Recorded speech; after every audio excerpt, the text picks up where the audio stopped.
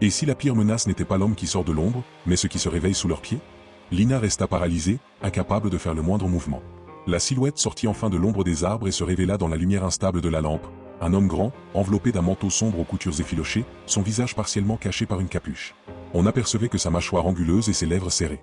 Elouan fit un pas devant Lina, comme pour la protéger. « Qui êtes-vous » lança-t-il, tentant de paraître plus calme qu'il ne l'était réellement. « Celui qui vous a suivi depuis le village » répondit l'homme sans hésiter. « Et celui qui tentait de vous éviter, jusqu'à maintenant. » Lina déglutit difficilement. « Vous nous suiviez? Pourquoi » L'homme tourna légèrement la tête vers elle, comme surpris par sa question. « Pour m'assurer que vous ne feriez pas ce que vous venez de faire, activer ce qui n'aurait jamais dû l'être. » Son regard se posa sur l'autel, toujours animé d'une faible lueur rouge. Un pli de colère déforma ses lèvres. « Votre père savait ce que cela signifiait, dit-il à Lina. Il savait que l'équilibre de cette forêt tenait à une seule règle, ne jamais réveiller la spirale. » Lina sentit un vertige. « Mon père connaissait ce lieu? Mieux que n'importe qui dans ce village. » Elouan serra les poings. « Et vous, dans quelle histoire êtes-vous mêlé ?»« Dans celle que vos parents ont laissée derrière eux, » répondit froidement l'homme. « Une histoire que vous auriez dû laisser mourir avec eux. » Une bourrasque fit frissonner les arbres, comme si la forêt retenait son souffle. L'homme fit un pas en avant. « Vous devez me suivre. Maintenant. Je n'ai pas l'intention de vous faire du mal, mais si vous restez ici, la chose qui s'est éveillée sous cette clairière ne vous laissera aucune chance. » Lina recula instinctivement. « Quelle chose ? Pas une. La chose.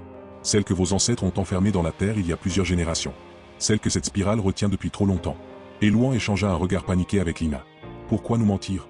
demanda-t-il. « Pourquoi tout le monde tait ces histoires dans le village ?»« Parce qu'il vaut parfois mieux oublier, » répondit l'homme avec un rictus douloureux. « Ce lieu nourrit ce qui doit rester dans l'ombre. Et maintenant que la spirale est active, elle va venir. » Il leva la main, montrant le sol entre les feuilles mortes. « Écoutez. » Lina tendit l'oreille. Au début, elle ne perçut rien. Puis une vibration infime secoua le sol. Une pulsation lente et profonde, presque organique. Le cœur de Lina se mit à battre à toute allure. C'est quoi, cette vibration? C'est sa manière de sentir. De chercher ce qui a brisé le sceau. L'homme recula d'un pas. Vous avez encore un choix. Me suivre, ou rester ici et affronter ce qui va sortir de la terre.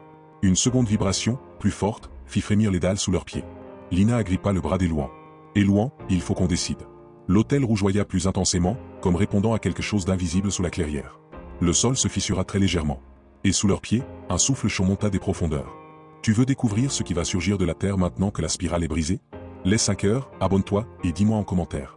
Lina et Elouan doivent-ils faire confiance à l'homme au manteau sombre, ou fuir?